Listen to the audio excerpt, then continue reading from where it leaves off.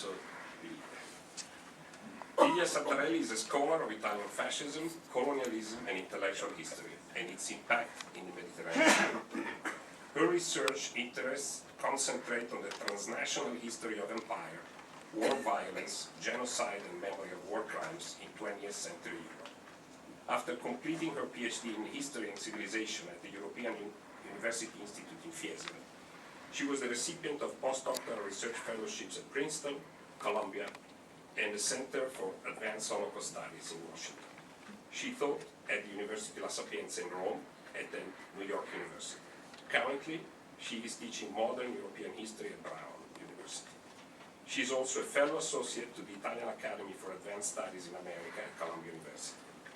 Lidia has published on topics as diverse as Italian war crimes in the Balkans, modernism and empire in liberal Italy, the Italo-German relations in Axis-occupied Europe, fascist Italy and the Holocaust, and contemporary Mediterranean migrations.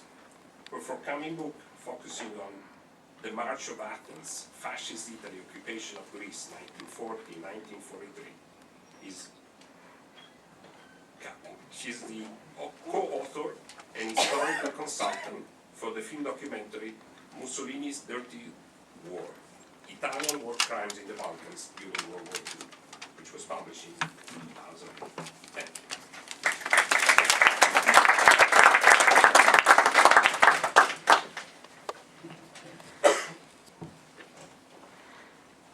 Before I start, please allow me to thank all of you for being here today, for making time for this discussion, and I would like also to thank the Center Primo, Levi, the Calandra Institute, the Casa Italiana, and the Italian Academy at Columbia for organizing this series of events. And we are I'm very glad to be part of this event and of this series. I'm a little bit uneasy with the task I'm in charge for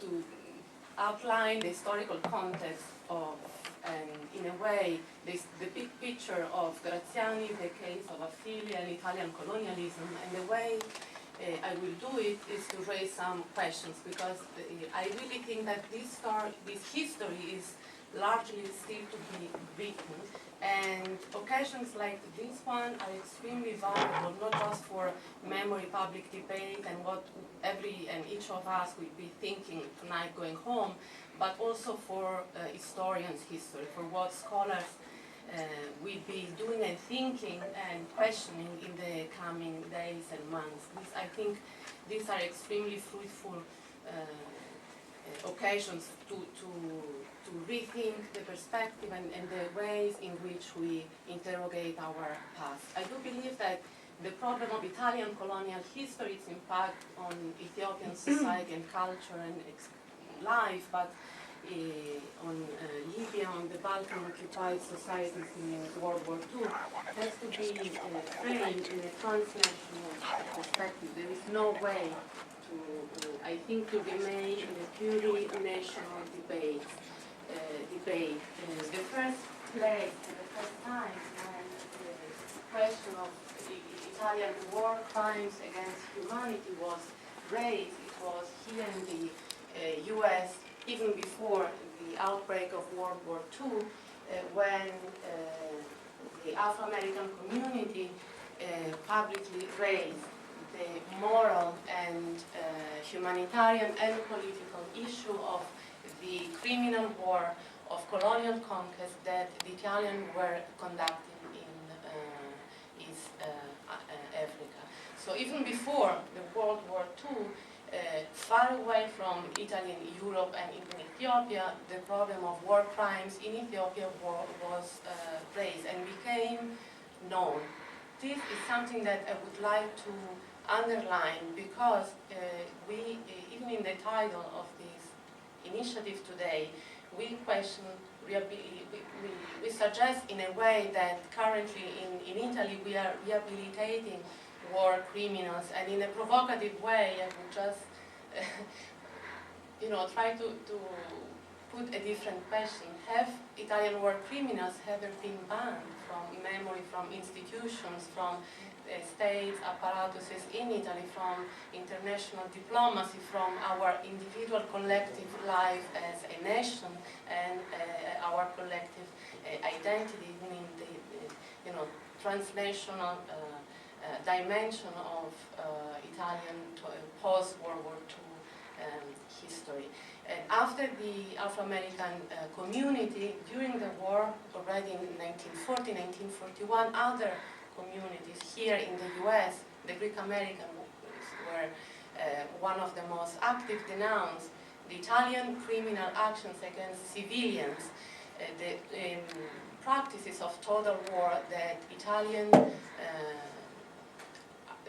army was implementing in the invasion of southeastern Europe. So I think this is an extremely significant and meaningful place from where to readdress the question of Italian colonial past, which is not just Italian, but Italian and,